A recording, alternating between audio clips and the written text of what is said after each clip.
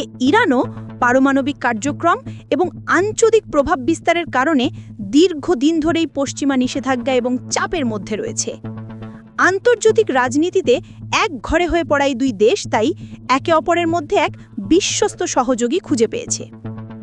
বিভিন্ন গোপন সূত্রে জানা গেছে, রাশিয়া এবং ইরানের মধ্যে সম্প্রতি বেশ কয়েকটি যুগান্তকারী মিলিটারি চুক্তি স্বাক্ষরিত হয়েছে।